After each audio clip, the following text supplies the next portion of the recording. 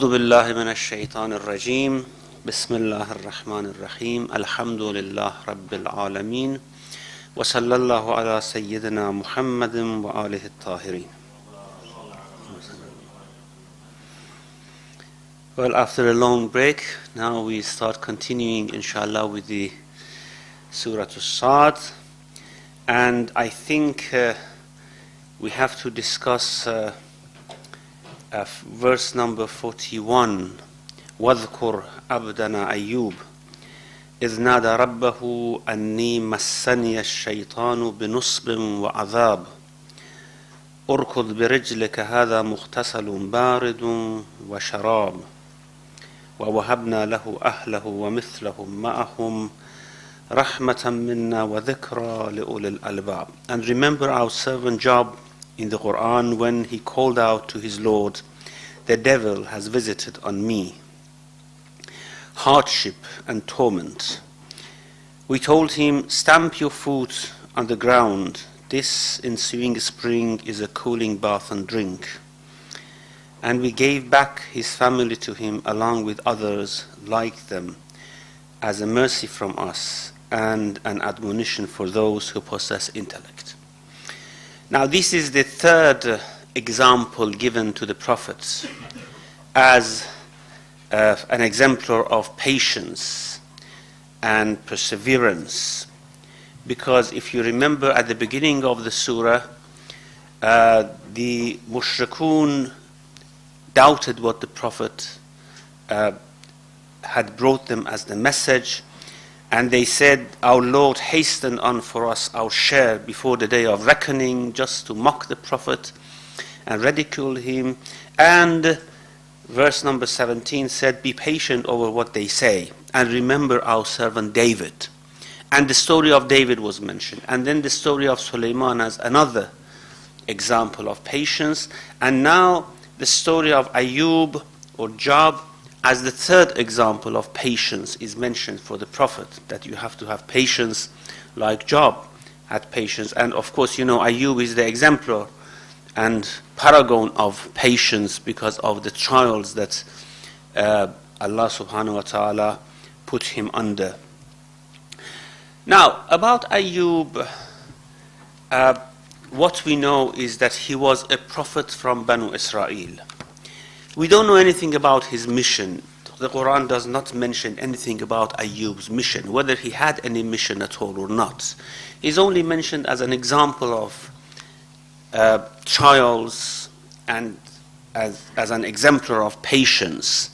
Nothing about his mission is mentioned. 3 times his name is mentioned in the Quran.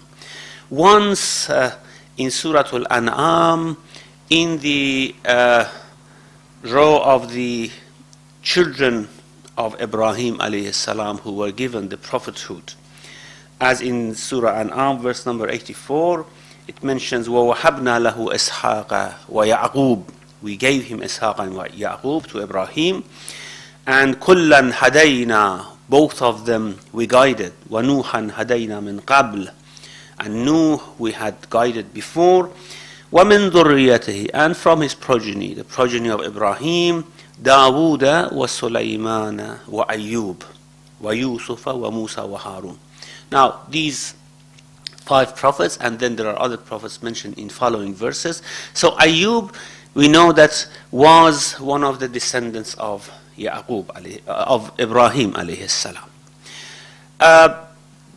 There are 2 other instances of mentioning Ayub in the Quran, both of which refer to the same story of his trial. One is in Surah Al-Anbiya, وَأَيُّوبَ إِذْ نَادَى رَبَّهُ أَنِّي مَسَّنِيَ الضُّرُّ وَأَنْتَ أَرْحَمُ الرَّاحِمِينَ. Ayub, when he called upon his Lord that hardship has hit me and you are Arhamur Rahimin, the most merciful.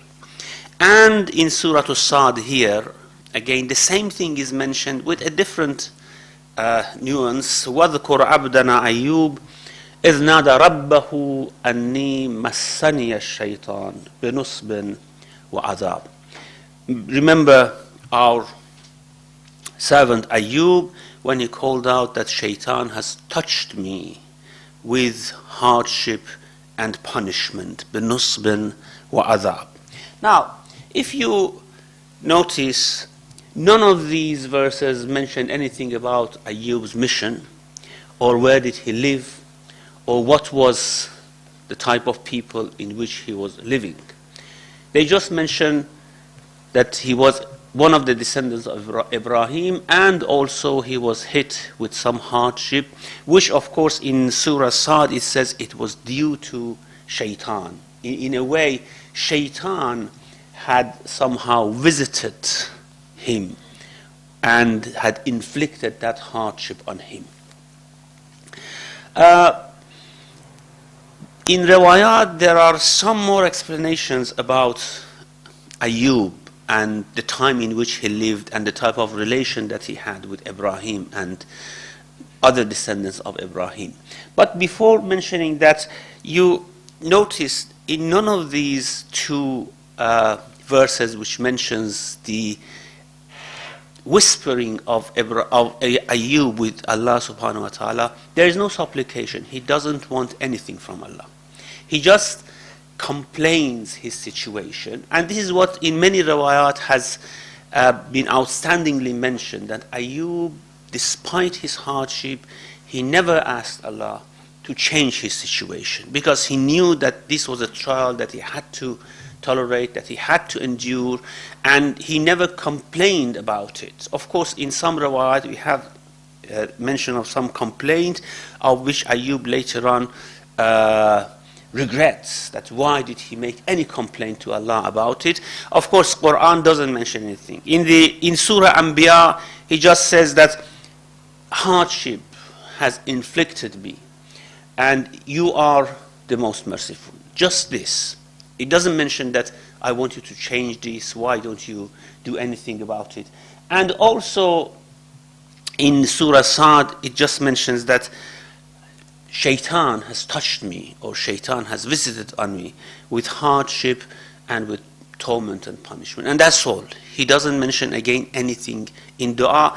And this is, of course, if you study Al-Mizan, Allama Tabatabai emphasizes on this issue very much, that Anbiya had a type of manners in their dua. They never directly, usually if they were in hardship or something had happened to them, the cause of which was not known to them, they never directly asked anything from Allah. They never mentioned it directly to God, that you take this away, because they didn't know whether it's good to pray for it or not. And this is a type of manners, a politeness coming from Anbiya alayhimus salam towards Allah. And especially in the story of Nuh, Allah Tabai elaborates on the issue, that how polite Nuh was when his son was drowned, because of a confusion that happened to him, because Allah subhanahu wa ta'ala had actually promised him that all his family will be saved in the ship. And when his son was drowned, he said, وَقَالَ نُوحٌ رَبِّ إِنَّ ابْنِي مِنْ أَهْلِي. You promised me, well, as if indicating, you promised me that my family will be saved. My son is from my family. رَبِّ إِنَّ ابْنِي مِنْ أَهْلِي وَإِنَّ وَعْدَكَ الْحَقِّ. Your promise is truth. I know that. وَأَنْتَ أَحْكَمُ الْحَاكِمِينَ. But you are the one who judge. You are the one who rules. I don't ask you anything. Just I want to know for myself that what happened. Your promise is truth. My son is from my family and he is drawn. But the ruling is for you. And then Allah explains that when I said your family, I meant your spiritual family, not your physical family. And your son is not from that spiritual family. قال يا نوح إنه ليس من أهلك إنه عمل غير صالح. So here in the story of Ayyub as well, you see, he does not mention anything to somehow corrupt his humiliation and humbleness towards Allah subhanahu wa ta'ala, because that humiliation and humbleness is always in their heart, no matter whatever happens to them. Now,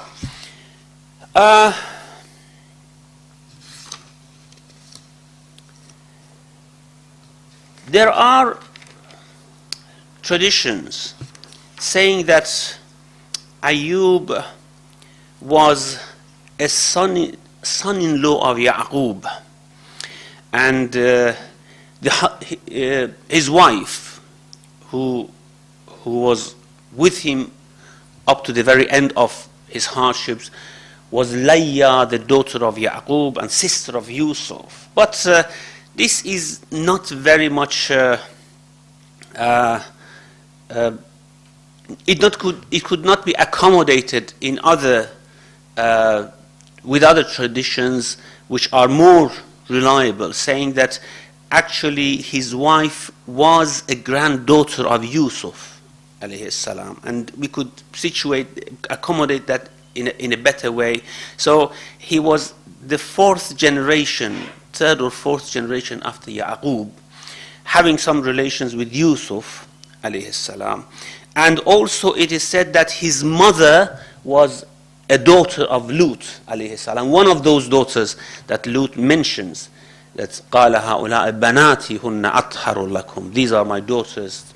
It's more pure for you to marry them rather than going for your vile and indecent type of practice. So his mother, if his mother was a daughter of Lut, then it would be more plausible that his wife would have been a granddaughter of Yusuf alayhi salam. So he lived before Musa alayhi salam, before Dawood and Sulaiman, and if in the Quran it's mentioned وَمِن ذُرِّيَّتِهِ دَاوُودَ وَسُلَيْمَانَ وَأَيُّوبَ وَيُوسُفَ وَمُوسَى وَهَارُونَ. It's not mentioning it in a chronological way, because of course Yusuf lived before Sulaiman and Dawood. So Ayyub and Yusuf are mentioned together. Probably they were very close to each other. Just to know how we could accommodate Ayyub in the history, somewhere between Yaqub and Musa alayhi salam, just after Yusuf, and he had relations with Yusuf, he had relations with Lut, as we are told his mother was a daughter of Lut alayhi salam. Now, there are several issues which are mentioned, tough issues about these few verses, and tough theological issues that we will come across, inshallah, and I hope, inshallah, we could find some explanation for them, because these are the things which have been most controversial among theologians, mainly, whether Sunni or Shia. They have had lots of arguments with each other about these issues which are related to this story of Ayyub alayhi salam. The first thing is, was Ayyub inflicted because of a sin that he committed, or it was just a trial of Allah subhanahu wa ta'ala? Would Allah put people under such very, very difficult trials? Well, we'll come to the story. You know the story, of course, very well, but we will go through the story in riwayat to see what type of trials Ayyub went through. But would Allah subhanahu wa ta'ala put a person under such very, very difficult and hard trials without committing any sin, without being a type of reprisal for something that they have done? Now, there are two positions here. The first position is, of course, the position of Shia scholars, mainly coming through the riwayat from Ja'far ibn Muhammad al-Sadiq alayhi salam. One riwayah which is mentioned in Ilal al-Shara'i by Saduq rahmatullah alayhi, from Imam al-Sadiq, who said, Inna Allah tabaraka wa ta'ala ibtala Ayyub alayhi salam bighayri dhanbin. Ayyub was put under hardship and trial without any sin that he had committed. And there is a tradition which has no chain of transmission, mentioned in Shi'i books, in the Awat al-Rawandi. But Rawandi, of course, is a scholar of 5th or 6th century, and he reports directly from the Prophet, so there's no chain of transmission here. قال النبي صلى الله عليه وآله أوحى الله إلى أيوب. Allah revealed to Ayyub, هل تدري ما ذنبك حين أصابك البلاء. Do you know what is your sin for which you have been put under this trial and you have been inflicted for it? قال Allah, he said, I don't know. قال إنك دخلت على فرعون فداهنت في كلمتي. He said, you went to Pharaoh and you were soft with him, and somehow you accepted, you compromised your standards in 2 words with him. And that's why you are inflicted with such a difficult trial. Well, first of all, this tradition has no chain of transmission. Secondly, it's completely out of its place, because Pharaoh lived at the time of Musa alayhi salam. And there was no Pharaoh before Musa, actually, because the first person who called himself Pharaoh was the king of Egypt, who lived at the time of Pharaoh. Before him, of course, the kings of Egypt were not called Pharaoh. They were called Malik, as you have in the story of Yusuf alayhi salam, when the king of Egypt summons Yusuf. He is not called Pharaoh. وَقَالَ الْمَلِكُ اُؤْتُونِي بِهِ أَسْتَخْلِصْهُ لِنَفْسِي. The king of Egypt said, bring Yusuf to me. I want to make him one of my intimate courtiers. So where was Pharaoh at the time of Ayub, who lived long before Musa alayhi salam? And of course, no other tradition has mentioned such a thing. This is just a made-up, probably, tradition, because we have some traditions made up to encourage us. And this is something that some of the traditionists have actually confessed to. They said, we made up some traditions, and we thought that it is not a sin to do it, just to encourage people to learn good manners. For example, do not compromise their standards with kings. Here, of course, this is a good example. If I want to, anyone wants to exhort or admonish people that you shouldn't compromise your standards with kings or with arrogant people, that look what Allah did to Ayub alayhi salam. Because of a compromise, a simple compromise, he was inflicted as such. It's interesting, some traditions about the merits of recitation of some verses of the Quran, they have been forged, and the people who have forged them have actually revealed to some of their companions that we forged these traditions so that people are encouraged to recite these surahs of the Quran, and we thought that this is allowed for us to do it. And therefore, we just discard this riwayah completely. It's out of place. It's without any chain of transmission. It doesn't go with any other riwayah of the issue. And it actually contradicts with many reliable traditions from Imam al-Sadiq and Imam al-Baqir alayhimus salam, who mentioned that he was inflicted without any sin. However, some Sunni exegetes have actually argued that there are indications in the verse that he was punished for a sin. Of course, they don't say what that sin was. They say he was punished for a sin. It's just a theological argument between Sunni scholars and Shia scholars about the immaculate nature of the prophets, whether they commit any sin or they do not commit any sin. And then they bring up this story of Ayub alayhi salam as an example. However, as I said, the Shi'i traditions, apart from that one tradition that I mentioned, which has no chain of transmission, mentioned that Ayub was inflicted without a sin. It was just a trial for Ayub, and probably something to be proven by Allah subhanahu wa ta'ala to other people, as we are said in some riwayat, that anyone inflicted with any hardship, coming and then losing their faith, coming to Allah subhanahu wa ta'ala on the day of judgment saying that because I was inflicted with the hardship that I could not bear, and that's why I lost my faith, is Ayub there all the time saying that you were not inflicted the way Ayub was inflicted. And you cannot imagine how this servant of Allah subhanahu wa ta'ala was patient and tolerant about it. Now, what was the infliction?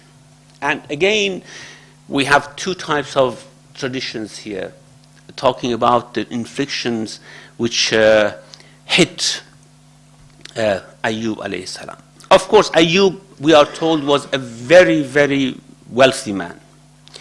Lots of lands, farming, livestock, children, servants, many of these things for many, many years. He was inflicted probably after he was 60 or something. So for a long time he had lived in comfort, in a comfort that we cannot imagine probably.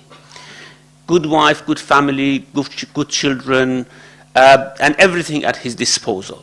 Now, the fact that he was inflicted in his wealth, that everything was taken away from him, his farming, his lands, his servants, his livestock, everything, in a short time, in a period of short time, all disappeared. And also his children, all of them died. No, he had 10 children, and none of them lived through this trial, and he lost all of them. There's no controversy about this. What is controversial is his illness. What type of illness did he have?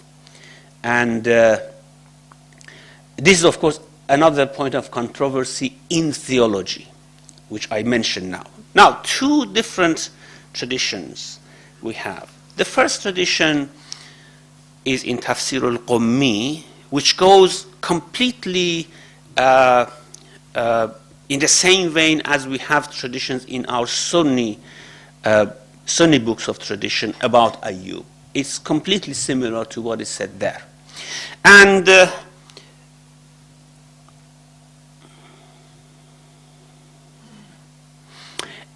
the report in Tafseer al-Qummi comes from Imam Sadiq alayhi salam.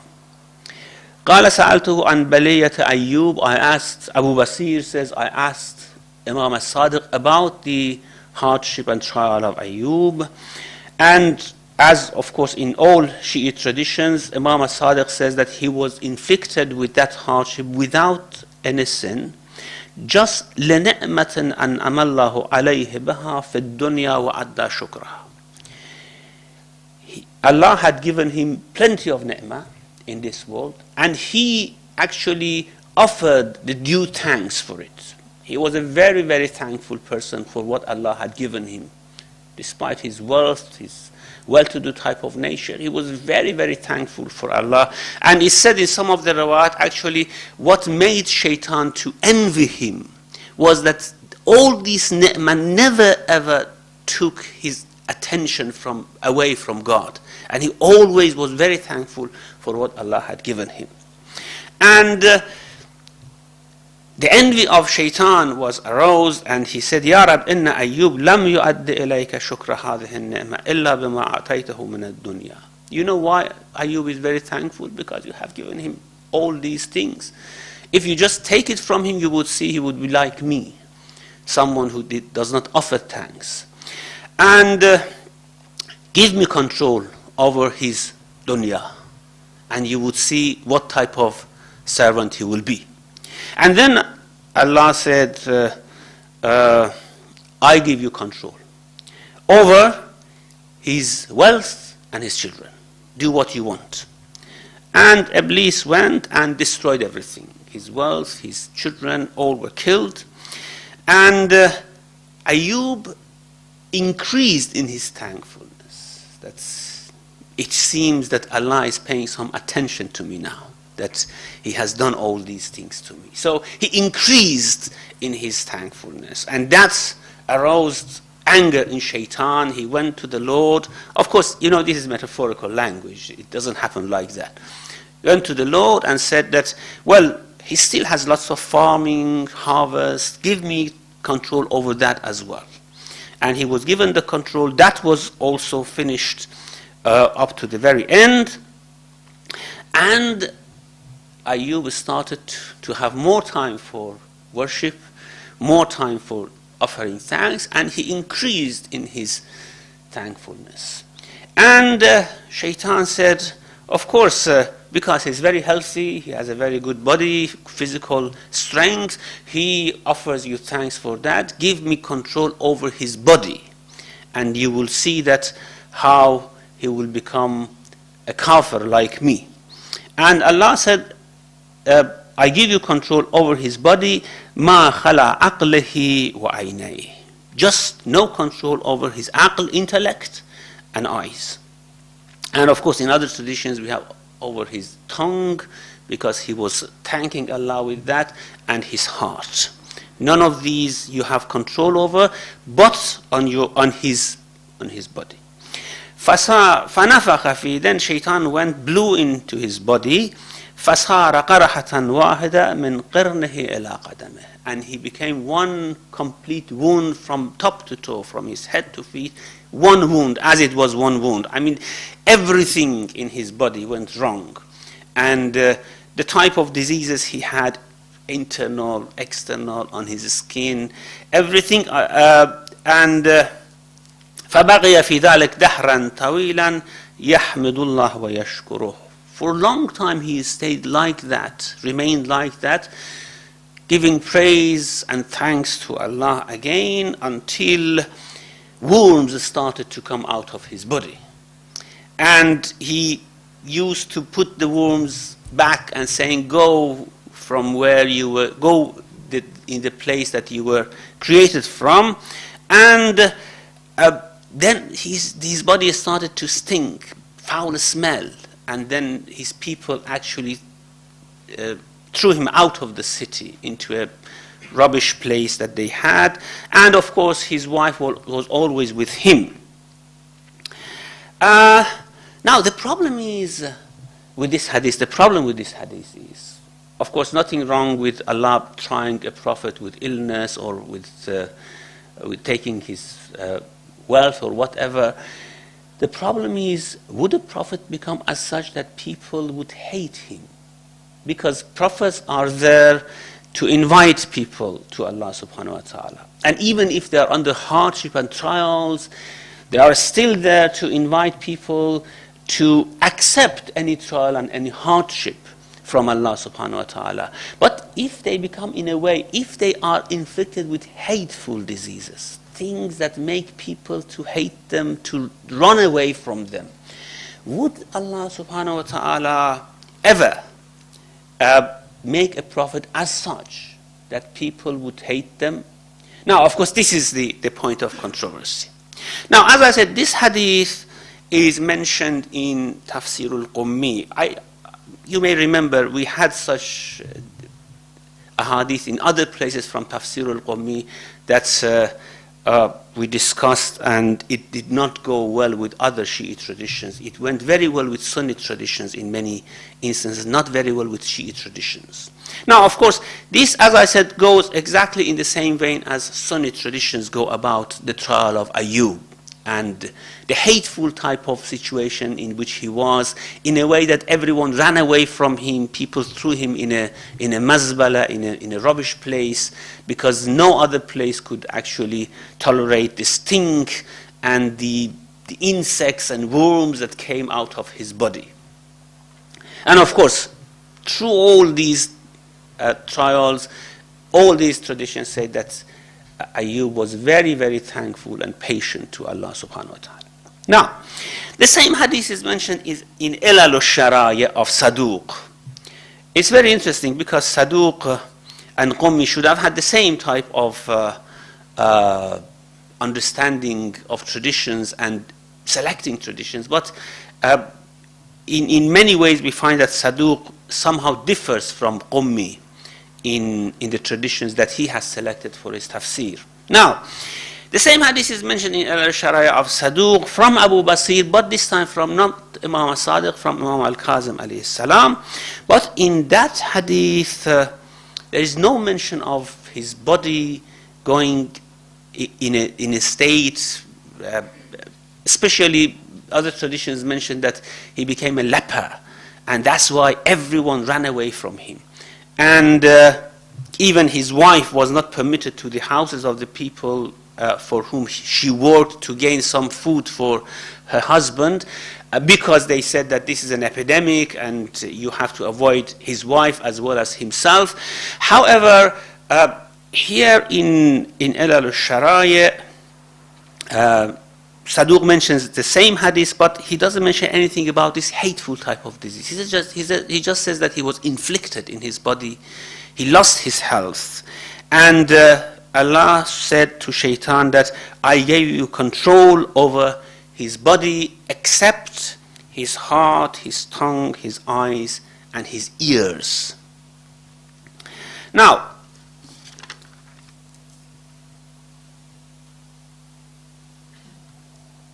this was one opinion about the disease of Ayub. The second opinion, mentioned again by Saduq from Ja'far ibn Muhammad alayhi salam. The difficulty is that both these traditions come from Ja'far ibn Muhammad alayhi salam, but they contradict each other, and we have to decide which one would be correct, which one would be according to the standards of our theology, so that we should discard the other one. They could not be in any way be compromised. There's no compromise between the two traditions. Now, the second tradition says that إن أيوب ابتلي 7 سنين من غير ذنب. Ayub was tried for 7 years without any sin. وَإِنَّ الْأَنْبِيَاءَ لَا يَذْنَبُونَ. And prophets, of course, they do not commit any sin because they are ma'soom and mutahhar.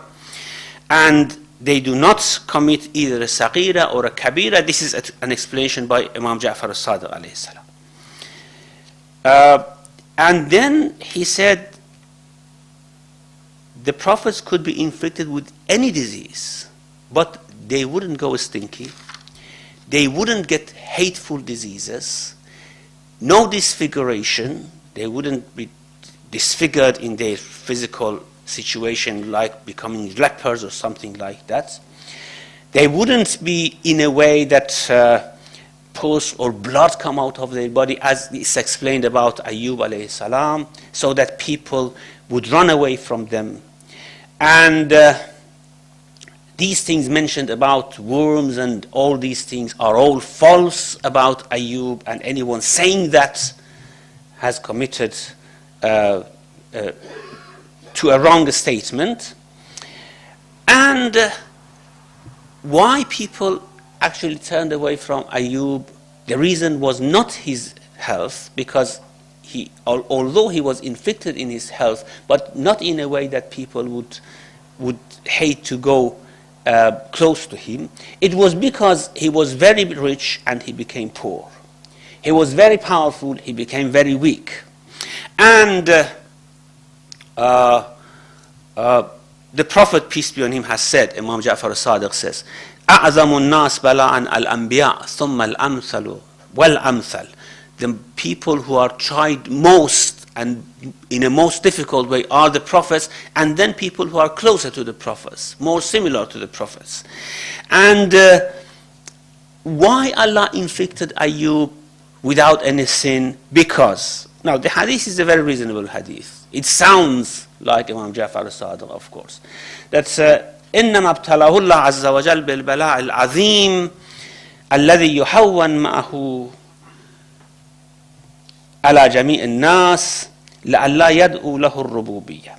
Why Allah inflicted him that much? Because Allah was going to give him a type of ni'mah that he had not given anyone in that vicinity or before him. And people might have thought that this is a God, having all these wealth and power and health and these things. And before giving all those to him, Allah wanted to say, this is only a weak, powerless servant of mine. And look how I'm going to take him off the ashes and give him all this ni'mah. And so that they know, لِيَسْتَدَلُّوا بِذَلِكَ, that the thawab that Allah gives to people are of two kinds. استحقاق واختصاص. Some of the thawab people have istihqaq for it. They are, in a way, they have earned it by their patience, by their thankfulness. And sometimes Allah gives these without any reason to people, just because He has decreed that these people should have it. And they should have known that Ayub anything Allah gave him, it was through istihqaq, because he had earned it through his thankfulness to Allah subhanahu wa ta'ala.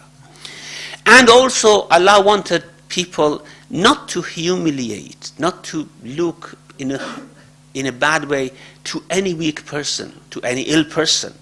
And that's why he made his prophet to be a symbol of illness and unhealth. Also, he didn't want anyone to look at a poor person lowly and in a humiliating way. That's why he gave that infliction to Ayyub alayhi salam.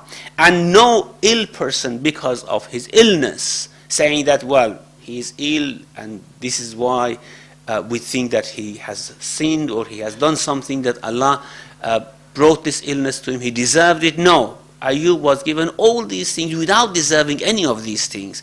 Just an example that Allah mentions to people, that I might do these things to my servants without any sin, without any reprisal for anything wrong that they have done. And also so that people know that it is him who gives illness, and it's him who gives shafa and healing for any reason he knows, anytime he knows, in any way he knows. And this would be an ibra, a lesson for anyone who wills, or and Allah subhanahu wa ta'ala is of course just in whatever he does. This was a hadith from Imam Ja'far as-Sadiq alayhi salam. Now, so we have two traditions here. One saying that Ayyub was inflicted with that type of hateful disease. The other tradition mentions that no, there was no hateful disease. It was a very hard disease, but nothing that people would have run away from it. Now, Allamatul Majlisi mentions both these traditions, and he says that هذا الخبر أوفق بأصول متكلم الإمامية. This tradition is more agreeable to the principles of Imamiyya theologians, because of course Imamiyya theologians would think like this, would think that Anbiya alayhimus salam, they shouldn't be in a way that people turn away from them, hate them. And therefore the other traditions that have come, well, of course, this is an akhbari scholar, isn't it? Allama Majlisi. He could not discard any tradition. I mean, we easily discard traditions because we are now following this trend of usulis after Allamatul Hilli, and we say, okay, if any tradition does not go according to standards, we discard it. But Allama Majlisi cannot discard the traditions because he's an akhbari alim. So he says, فَيَكُونُ الْأَخْبَارُ وَالْآخَرُ مَحْمُولَةٌ عَلَى التَّقِيَّةِ. So the other akhbar, we just take it to be taqiyya. Imam wanted to speak something according to what the Sunni scholars believe, Sunni theologians believed. But why on earth Imam should have done such a thing? I mean, there was no pressure on Imam to say something which was accepted theologically by non-Imami scholars. And at the very end of it, Imam could just keep quiet, not saying anything. Why should he say something in this vein? But of course, with Akhbari scholars, you will see they all take this issue of taqiyya, they take it to the very, very end of it. And anything that they think is not agreeable with our understanding, theological understanding, they say this is a taqiyya. Now, when we come to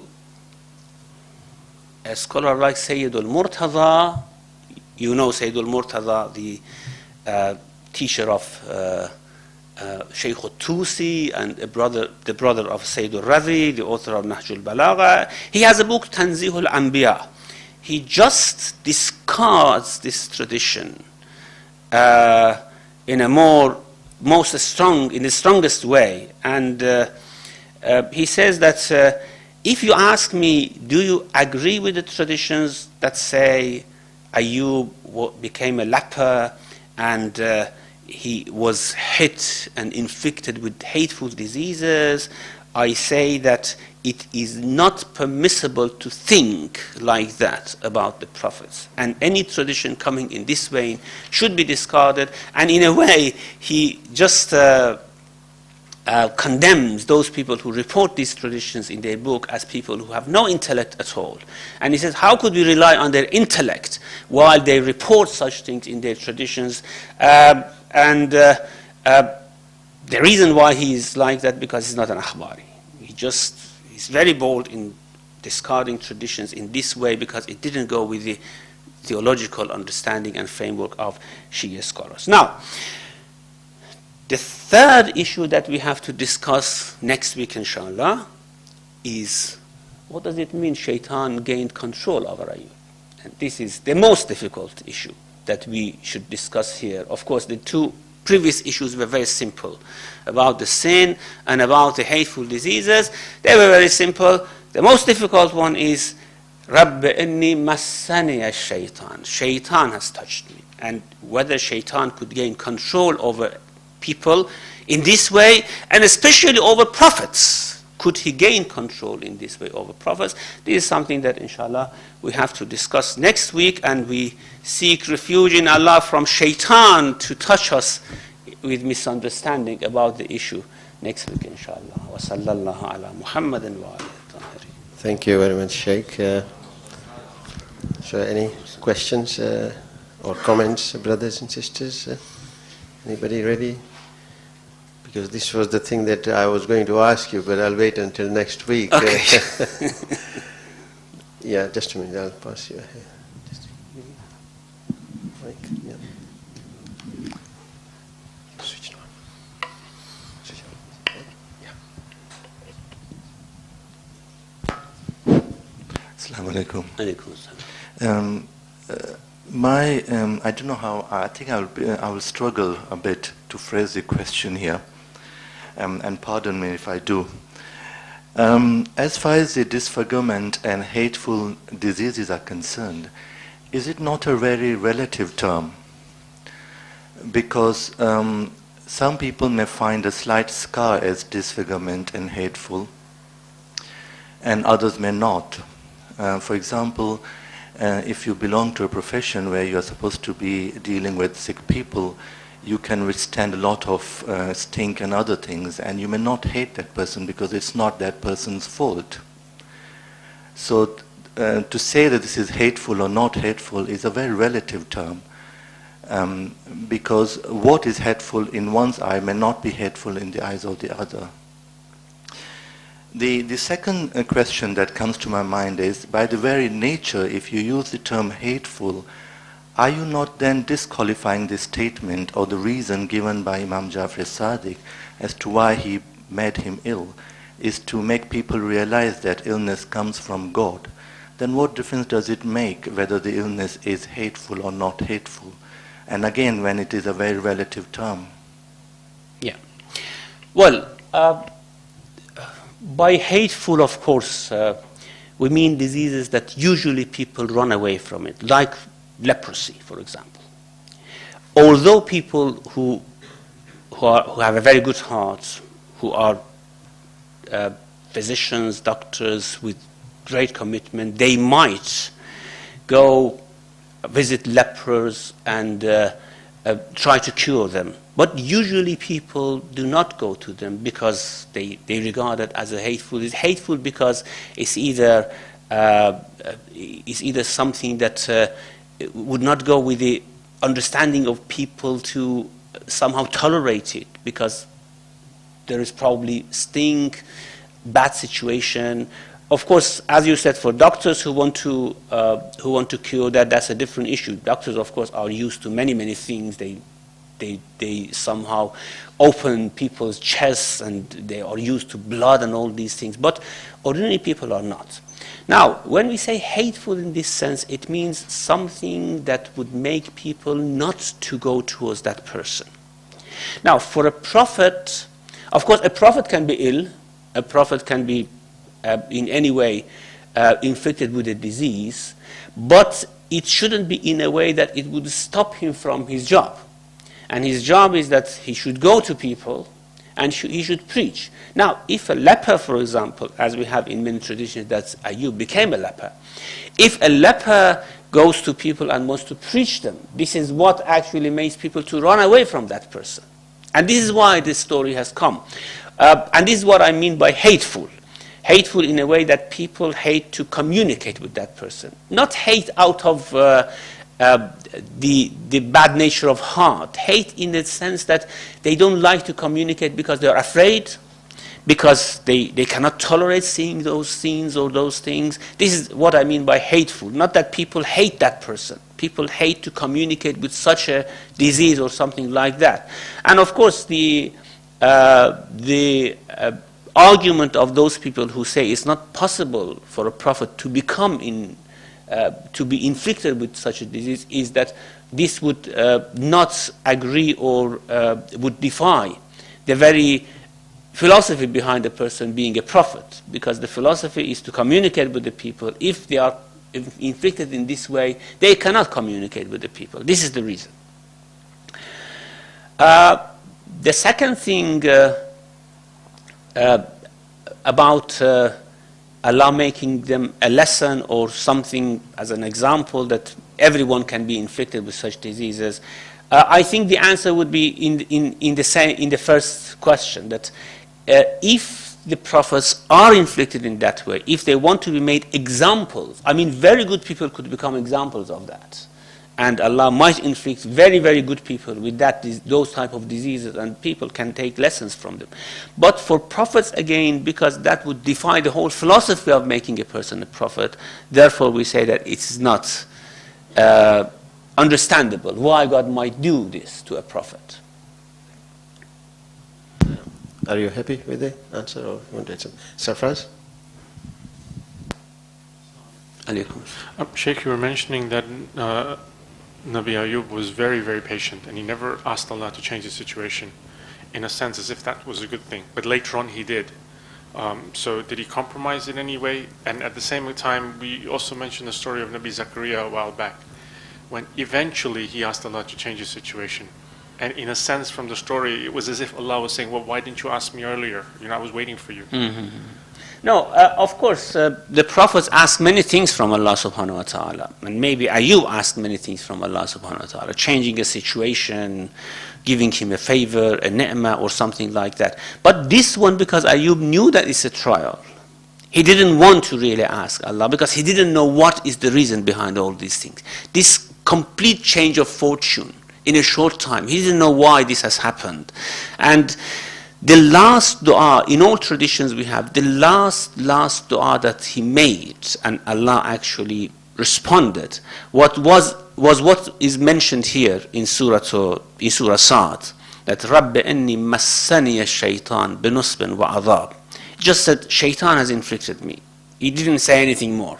Or what is mentioned in Surah Al-Anbiya, Rabbi inni massani adh-dhurr wa anta arhamur rahimin. I'm inflicted by hardship, and you are the most merciful. This is the traditions say this is the only dua that at the very end he made to Allah subhanahu wa ta'ala. But he didn't want. And when we come to the story of his wife, and why, of course, he was told to somehow beat his wife with hundreds, with a bunch of hundreds, so to speak, what do you call it? This straws or something like that. Why was that? Why did he make an oath to beat her? We realize that's because his wife wanted to help in a way which was not agreeable to Ayub alayhi salam, of course. And Ayub was tolerating all these things, and he did not expect that suddenly his wife come out with an idea which was against the thankfulness to Allah subhanahu wa ta'ala. We'll discuss that inshallah later. Okay, thank you. Sisters, any sisters? No? Manzur? Okay. Yeah. Sorry, you have no question? No, it was the same question. Oh, okay. Just let's get the mic from Muhammad. Can you get the mic from Muhammad here?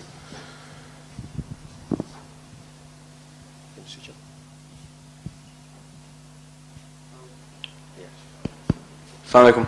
Alaykum assalam. What do we base our traditions of infallibility of the prophets and imams on? As in, sorry, I don't know. What do we base it on? Yeah, what are the traditions exactly, and who from? Well, we have many traditions in this regard, and it's from the Prophet, from A'imma alayhimus salam. It's not one or two traditions. There are many traditions, and that's why the Shiite theology is based on that. And also there are intellectual arguments. Also there are verses from the Quran which are put into the argument as well. So it's a very long type of argument. We may discuss it inshallah once and bring all the reasons, traditions and arguments behind it inshallah. Gabi, sisters, yeah, can you? Alaikum assalam. It seems that Shaitan has better communication with Allah. He seems to ask Allah subhanahu wa ta'ala, and Allah subhanahu wa ta'ala gives it to him. Is this the impression? I mean, it seems that, he knows Allah better than Allah, a lot of... Now, as I said, this is a metaphorical language of, for example, Shaitan saying and Allah saying and this type of thing. Certainly, this is something that Shaitan wants to do, and then God allows him to do for some reason, to prove something to him, to prove something to us, to prove something to the person. So it's not like Shaitan going to him, talking to him, coming back again. It's just he wants to do something, to prove something, and Allah allows him to do it to prove him wrong. And this is this type of communication which are mentioned in this type of language, I think. And of course, he's a different type of creature. He might have a different type of communication with God. But that's not good for him anyhow. It's going to be in his, not in his benefit, certainly. You want to add something, sister? No? Or any other sister? And you, sorry, just continue on this. You just might imagine how many things Shaitan wants from God and he would not grant it. I mean, these are the only few things that God has granted. And you can compare it with what we ask from God. And I think comparatively he grants us more than what he grants to Shaitan. So we have a good communication, inshallah, with him as well. Yeah. Okay, Riyadh?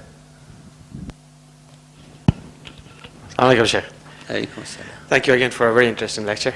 The small bit that I might have noticed and not paid much attention to was that you mentioned that somebody exaggerated by accepting a particular hadith and then repented, say that I did it so that the ummah would correct itself. No, confess to it, Confess to not regretting it. I mean, he was boasting about it that I did so. So can I maybe just point towards the big ziyarat warisa that we have on the wall here, which says that people who were happy with the qatl of Hussein, for example.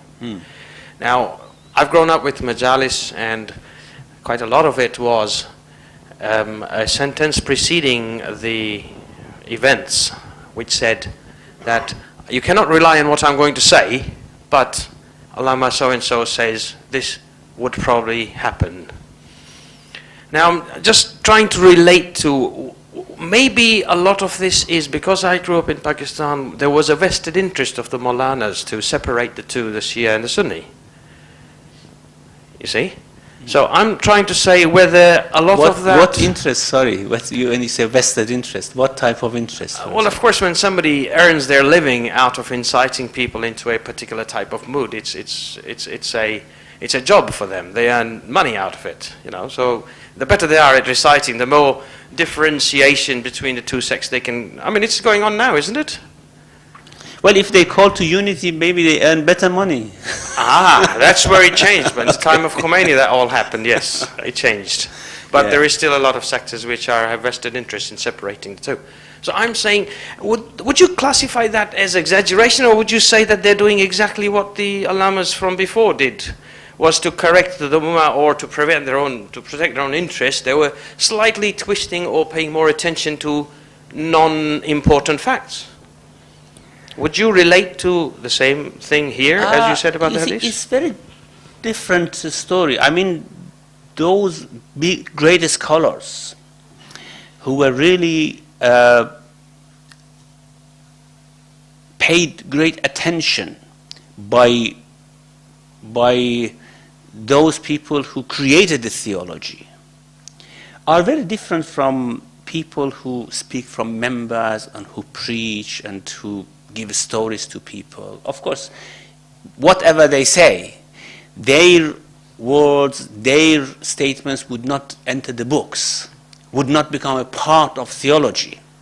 I mean, they might mention many wrong things from the pulpit to incite people, to somehow encourage people to something, but these never enter books. Even if they enter, no one pays attention to it. I mean, it doesn't enter into the scholarly world of Islam. Therefore, it's not very dangerous. It's not important even if they mention things, and I mean, it's very temporary. However, for those people who were giants and whose words entered the scholarly world of Islam, of course, what they did was much, much more dangerous and harmful if they exaggerated or if they forged a hadith or something like that. Their, of course, situation is much more different. The harm they bring to Islam is much greater, much more greater than what ordinary, for example, Maulanas can bring by exaggerating, by stating false stories. So I don't think we can compare the two situations. And those people who forged hadith at the opening centuries or decades of Islam, they have actually brought harm to Islamic understanding and thinking that could not be in any way compared to these petty type of issues which are brought on members or something like that. This is what I think. Are you happy? Yep. We go back to sisters before we have the last question from Miqdad. Sisters, no? Miqdad, you want to take the last one? Thank you. Assalamu alaikum. I read at university, one person wrote an essay on Ayub, and there was quite interesting, a completely different view on it, sort of more Orientalist type. It sort of said, Ayub in the Quran, in the Islamic tradition, is not mentioned that much in the sense of all the traditions which are talked about Ayub derive from the biblical traditions in the way they explain his life. It's not that the best hadith and stuff are tafseers which sort of derive from the biblical facts. And maybe the Quran was looking at Ayub in the sense of an example to them, but he wasn't necessarily a real person. He was a station, a position where other people, which was something which people could relate to because they had seen the biblical traditions and they were around at the time. Does that make sense? So what this person was arguing was that the Quranic tradition, Quran was there to give an example which they would understand of patience and to show this great example. Who understands? Sorry. The people at the time people of the book. People of the Prophet. Yeah, people at the time of the Prophet. Everyone who was there, the Christians and everyone, just because the biblical tradition was something that was around at the time. So therefore, that was the example that. So he actually said that the biblical story was just a made-up story, and the Prophet dwelled on that made-up story. Is it what he argued? His argument was that the Quran used people whose the Quran used examples which are given in other books just to explain it to them, but but it wasn't necessarily the Quran that wasn't giving this whole story. It was just using examples which were already available at the time, which may or may not have their authenticity. So we're basing authenticity on the authenticity in the Torah rather than in. So he argues the authenticity of the story in the Torah in the first place. So what? Using like the Israelite story. That's where we got it from. No, I mean that person who has given the article is actually doubting the authenticity of the story in the Bible in the first place, and say that if it was not authentic, it doesn't matter. the Prophet is only using it as a hypothetical story, example, to, well, of course, this doesn't go very well with our traditions and also with the style of the Quran. I mean, the Quran never mentions a person by name, and then the traditions coming and explaining who that person was. And of course, at the beginning of Surah Saad, I mentioned that these stories are mentioned, like Sulaiman, Dawood, Ayub, because the Bible had given a wrong image of these people. For example, Sulaiman is a person whose image is very, very tarnished in the Bible. Now, the Bible tarnished their image by exaggerating or by giving wrong stories, and actually the Surah Saad is somehow paying attention to those stories and exonerating those prophets from those foul things which are mentioned in the Bible about them. So certainly we cannot take such a view. It's something that we cannot accept, that the Quran uses such things. Those stories also in the Bible are not false stories. They are stories of real people, however exaggerated, distorted in a way, and the Quran comes to somehow purify it and give the true story of the issue. Are you happy with that? All right. Muhammad wa ala Muhammad salawat. Allahumma salli ala Muhammad. Thank you much indeed, Sheikh. So we continue next week, inshallah. Inshallah. Inshallah. Thank you.